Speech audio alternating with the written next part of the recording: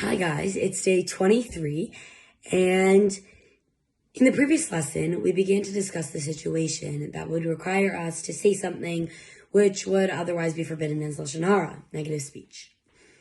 Now, let's imagine that you work as a salesperson at a ski shop, and one day you see an employee, we'll call him Bud. You see Bud take a stack of $20 bills from the register and put them in his pocket. Now you're thinking to yourself, oh no, Bud just stole money from the ski shop. Before you say anything to anyone, you realize that there's a lot at stake here. For you, for the ski shop, for Bud. If you say something that you shouldn't, you could cause real problems at work and spread lashon hara. But if you don't say something that you should, you could be participating in a terrible perversion of justice. So now that you're left in this pickle, what are you supposed to do? First of all, when dealing with people's lives, it's always a good idea to get some expert advice. When it comes to lashon hara, ask a rabbi who knows this area of Jewish law. Don't know one? Call the lashon hara hotline at 718-951-3696 between 9 p.m. and 10:30 p.m. Eastern. Now, let's get on with this case. There are 7 questions we have to ask ourselves before we say something that could potentially be hurtful or harmful about someone. Today we'll discuss the first of 7.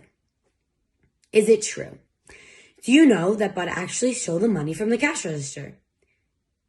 So in this case, yes, you do. You saw Bud take the money from the cash register. So you know what happens. On the other hand, let's say that you were in the employee lounge and you didn't see anything. But your coworker Sam came running in to tell you that he saw Bud take the money out of the cash register. Sam has obviously not been studying the clean speech audible course. But since there is no constructive purpose for Sam to tell you this negative thing about Bud, it's lashon hara, and you should not believe it. And since you don't know if it's true, in that case, you should not say anything to anyone. Stay tuned for questions 2 through 7, which we'll discover in the coming days. So what is our daily to-do this today? Check yourself today and make sure that you're saying things that you genuinely know to be true and not what you've heard from the people around you. I'm Mariella Edelstein, and Cincinnati and CSY and I are keeping it clean.